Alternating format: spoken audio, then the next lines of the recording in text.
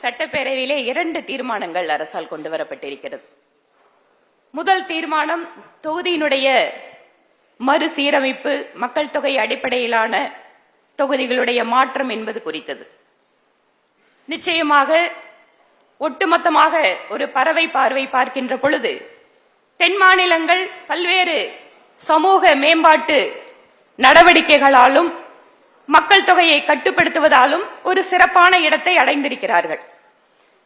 நாளை வருங்காலத்தில் இந்த எண்ணிக்கைகள் குறைகின்ற பொழுது நமக்கான குரல் அங்கு ஒலிப்பதற்கான வாய்ப்பு மறுக்கப்படுமோ என்கின்ற ஒரு அச்சம் நியாயமானது.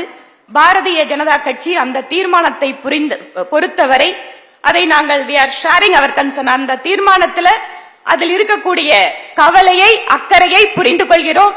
நிச்சயமாக எந்த இடத்தில் அதற்காக என்ன நடவடிக்கை எடுக்க வேண்டுமோ தமிழக பாரதிய ஜனதா கட்சி முழுமையாக அந்த தீர்மானத்தினுடைய கவலையை புரிந்து கொண்டு அதில் நடவடிக்கை எடுக்கும்.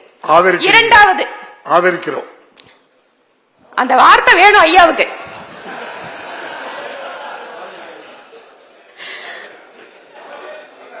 கவலையை புரிஞ்சுக்கிறோம், அதில் அக்கறை எடுத்துக் கொள்கிறோம், அதை நாங்கள் வேண்டிய இடத்தில் பேசுகிறோம், எல்லாத்தையும் சொல்லிட்டங்க. இரண்டாவது தீர்மானத்தை பொறுத்தவரை உலகத்திலேயே மிகப்பெரிய ஜனநாயக நாடு, அதிலும் சட்டப்பேரவையில் அமர்ந்திருக்கக்கூடிய நாம் அத்தனை பேரும் பெருமை கொள்ளக்கூடிய விஷயம், நாம் மக்களுடைய பிரதிநிதிகள். ஒவ்வொரு வாக்குச்சீட்டிற்கும் என்ன மதிப்பு என்பதை சாதாரண மனிதர்களை விட நாம் அதிகமாகவே புரிந்து கொண்டிருக்கிறோம். நம்முடைய ஆரம்ப கட்டத்தில் 1952 இருந்து நடந்த பல்வேறு பொது தேர்தல்கள், சட்டசபை தேர்தல்கள், இதெல்லாம் பாத்தீங்கன்னா அன்று நடைபெற்ற தேர்தல் முறை என்பது சிறிது சிறிதாக சீர்திருத்தம், காலத்துக்கேற்ப மாற்றம், இவையெல்லாம் நாம் கடந்து வந்திருக்கிறோம். மக்கள் தொகை, கால மாற்றம், தொழில்நுட்ப வசதி இவற்றிற்கேற்ப தேர்தல் நடைமுறைகள், தேர்தல் செலவினங்கள் இவற்றையெல்லாம் நாம் மாற்றிக்கொண்டே இருக்கின்ற பொழுது இந்த ஒரே நாடு ஒரே தேர்தல் என்கின்ற அவசியம் ஏன் வருகிறது? அதுவும் உடனே அடுத்த தேர்தல்ல இல்ல அடுத்த பாராளுமன்ற கூட்டத்தில் நிறைவேற்றப்படக்கூடியது அப்படிங்கிறதுக்காக அல்ல. இங்கு பல்வேறு சட்டப்பேரவை உறுப்பினர்கள் தங்களுடைய கருத்தை தெரிவித்தார்கள். அதில் ஒரு சிலருடைய கருத்துக்களில் உண்மையாகவே அக்கறை இருக்கிறது, ஆனால் ஒரு சிலருடைய கருத்துக்களில் அவர்களே உருவாக்கி கொண்ட கற்பனைகள் இருக்கிறது. ஏதோ பாசிசம், அதிபர் தேர்தல், அது இதுன்னு நாங்கெல்லாம் நினைக்காதெல்லாம் கூட நிறைய அவங்க விஷயம் பேசுறாங்க. ஒரு நிமிஷம், அது அவங்க கருத்து, உங்க கருத்து. சோ இந்த மாதிரி நாம ஒவ்வொருத்தரும் அதை பத்தி ஒரு கற்பனை பண்ணிட்டு நாமளாகவே அச்சத்துக்குள்ளாக சென்று நடக்க வேண்டிய மாறுதல்களை நாம் காலத்தினுடைய மாற்றத்துக்கேற்ப நடைபெறாமல் தடுப்பதாக இருக்கக்கூடாது. இப்ப அமைத்திருக்கக்கூடியது ஒரே நாடு ஒரே தேர்தலுக்காக ஒரு குழு அமைக்கப்பட்டிருக்கிறது, முன்னாள் நம்முடைய ஜனாதிபதி அவர்களுடைய தலைமையிலே. இந்த குழுவிலே யார் வேண்டுமானாலும் தங்களுடைய கருத்துக்களை, இதை எப்படி நடைபெறலாம், எப்படி சீர்திருத்தம் செய்யலாம் என்பதை பற்றி ஒவ்வொரு அரசியல் கட்சியும் அங்கே தெரிவிக்கலாம். அதற்கான வாய்ப்புகள் உண்டு. அப்படி இருக்கின்ற பொழுது இதுல உள்ளாட்சி தேர்தலையும் இதுல சேர்த்துறவங்க அப்படிங்கிற மாதிரியான தீர்மானத்தில் இருக்கு. இது உள்ளாட்சி தேர்தல்களுக்காக அந்த குழு அறிவிப்பில் அந்த மாதிரி ஒரு வார்த்தையே இல்லை. முழுவதுமாக பாராளுமன்ற தேர்தல், மாநில சட்டசபைக்கான தேர்தலுக்காக மட்டும்தான் அது குறிப்பிடப்பட்டிருக்கிறது.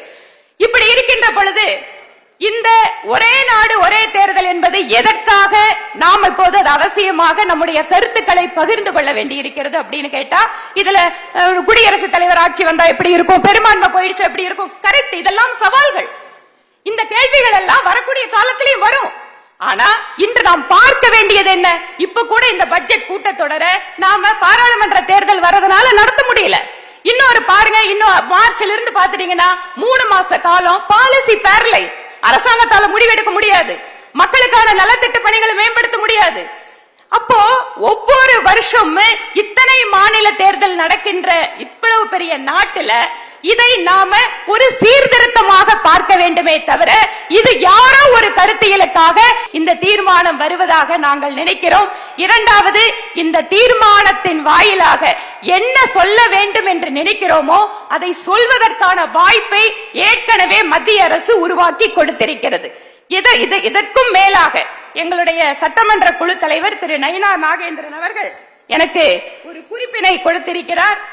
அதாவது தமிழகத்தினுடைய முன்னாள் முதல்வர் கலைஞர் கருணாநிதி ஐயா அவர்கள் நெஞ்சுக்கு நீதி புத்தகத்திலே பாகம் 2 273வது பக்கத்திலே ஒரே நாடு ஒரே தேர்தல் கொண்டு வருவதற்காக தன்னுடைய ஆதரவான கருத்துக்களை எல்லாம் தெரிவித்திருக்கின்ற இந்த சூழலில் அந்த கருத்துக்களையும் மாநில அரசு எடுத்துக்கொண்டு இந்த தீர்மானத்தை எந்த இடத்தில் நாம் அந்த கருத்துக்களை கொடுக்க வேண்டுமோ அந்த குழுவிற்கே நேரடியாக ஒவ்வொரு அரசியல் கட்சியும் கொடுக்க வேண்டி இருப்பதால் இந்த தீர்மானம் அவசியமற்றது என பாரதிய ஜனதா கட்சி சார்பில் நாங்கள் தெரிவித்துக் கொள்கிறோம்.